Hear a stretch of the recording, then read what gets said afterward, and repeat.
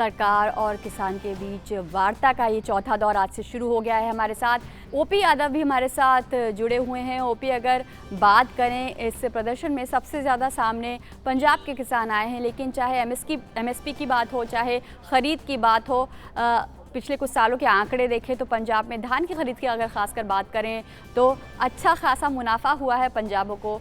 शायद कहीं ना कहीं कुछ मुद्दों पर भ्रम की स्थिति है और शायद इसीलिए इन विधेयकों पर किसान समझने में थोड़ा सा नाकाम हो रहे हैं कि क्या उनके लिए फ़ायदे का सौदा हो सकता है। जी, आपने सही कहा। केंद्र सरकार लगातार किसानों के साथ संवाद कर रही है। चौथे दौर की वार्ता है, यह भी सकारात्मक रुख की ओर आगे बढ़ेगी, ऐसी उम्मीद की जा रही है। रही बात, आपने जैसे कहा कि पंजाब के किसान, पंजाब के प्रति सरकार का दृष्टिकोण हमेशा से मजबूत रहा है और आगे भी रहेगा। पूरे देश के किसानों के कल्याण और विकास के लिए सरकार लगातार अपना फोकस कर रही है। आप देखिए, जो एमएसपी का मसला है, जिसको लेकर पंजाब के किसान आशंकित है, सबसे ज़्यादा न्यूनतम समर्थन मूल्य पर खरीद अभी पंजाब के किसानों की हुई। अभी 1 दिसंबर को जो सरकारी आंकड़े जारी हुए उनमें 322 लाख मीट्रिक टन धान की खरीद हुई है, जबकि बीते साल इसी समान अवधि में 270 लाख मीट्रिक टन हुआ था। तो अगर आंकड़ों की बात करें तो 19% ज़्यादा न केवल खरीद हुई है, बल्कि इन 322 लाख मीट्रिक टन में अकेले 202 लाख मीट्रिक टन पंजाब से धान की खरीद हुई है, जो तकरीबन 62% है। तो आप अंदाज लगा सकते हैं कि पंजाब के किसानों के प्रति सरकार का दृष्टिकोण कैसा रहा है। अब आप ये देखिए, जो अब तक के आंकड़े हैं उनमें तकरीबन 30 लाख किसानों को इससे फ़ायदा हुआ है और 60,810 करोड़ रुपए की जो खाद्यान्न है वो अब तक केंद्र सरकार द्वारा किसानों से खरीदी जा चुकी है। तो इससे साफ पता चलता है कि सरकार किसानों के कल्याण, किसानों के विकास और उनके भविष्य को लेकर चिंतित है और इसी संदर्भ में जो तीनों सुधार कानून लाए गए हैं वो लाए गए हैं। बिल्कुल। ओपी, खासकर कृषि बजट की बात करें तो पिछले कुछ सालों में कृषि बजट में अच्छा खासा इजाफा हुआ है।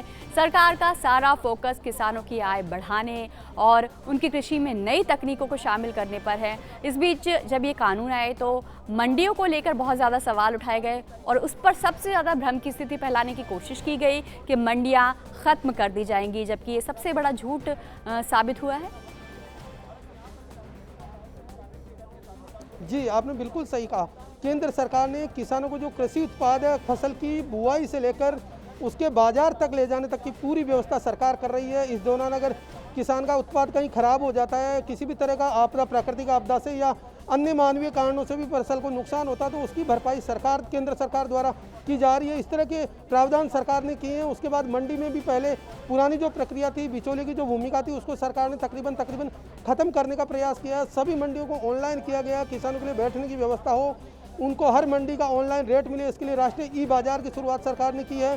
सभी मंडियों को ऑनलाइन करने के साथ साथ किसानों तक पहुंच उनकी सुनिश्चित हो, इसलिए रोड मजबूत किए गए हैं।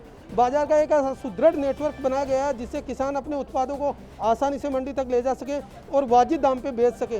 तो सरकार ने न केवल किसानों के हितों की चिंता की है, बल्कि उनके कृषि उत्पादों को उचित मूल्य पर बिकवाने के लिए व्यवस्था करके उनको एक सही बाजार दिलाने का प्रयास भी मंडियों के जरिए किया है। बिल्कुल, कहीं ना कहीं बिचौलियों के बीच फंसकर जो किसान अपनी आर्थिक स्वतंत्रता खो देता था, इन कानूनों के बनने से उसे वो स्वतंत्रता भी मिलेगी और पूरी तरह से जो विधेयक हैं वो किसानों के हित में है। यही समझाने की कोशिश किसान संगठनों के प्रतिनिधियों को की जा रही है। बहुत बहुत शुक्रिया आपका ओपी और शैलेंद्र हमारे साथ जुड़ने के लिए।